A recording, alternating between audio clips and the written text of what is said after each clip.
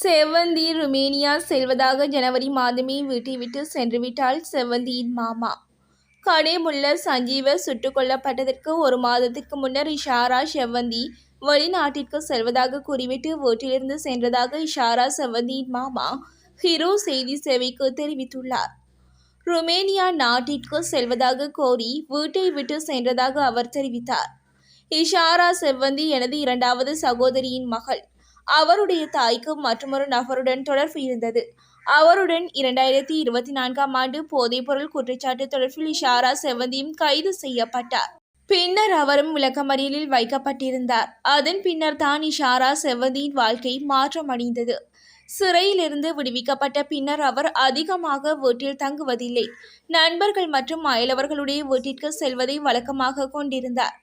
ஆனால் அவருடைய சகோதரரும் சித்தப்பாவும் தொடர்ந்தும் விளக்கமறியலில் வைக்கப்பட்டனர்.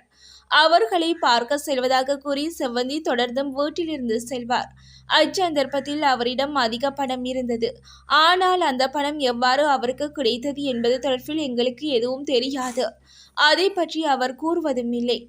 இதேவேளை விளக்கமறியலில் இருந்தபோது கெஹல் பத்ர பத்மேவை சந்தித்துள்ளதாக இஷாரா கூறியிருக்கிறார். பத்மே என்பவர் தொடர்பில் எங்களுக்கு எதுவும் தெரியாது. ஆனால் பத்மே தொடர்பில் இஷாரா அடிக்கடி பேசியதுண்டு. அவரது வீட்டிற்கும் சென்றுள்ளார். அவருடைய குடும்பத்தினருடன் நெருங்கி பழகியும் உள்ளார் என செவ்வந்தியின் மாமா தெரிவித்தார். மேலும் 2025ஆம் ஆண்டு ஜனவரி மாதம் 19ஆம் தேதி வெளிநாட்டுக்கு செல்வதாக வீட்டார் மற்றும் உறவினர்கள் அனைவரிடமும் தெரிவித்துவிட்டு அவர் வீட்டிலிருந்து புறப்பட்டார். மஞ்சள் நிற சிற்றுந்து ஒன்றில் அவரை ஏற்றி சென்றனர். அதற்கு பின்னர் அவருடனான எங்களது தொடர்பு துண்டிக்கப்பட்டது.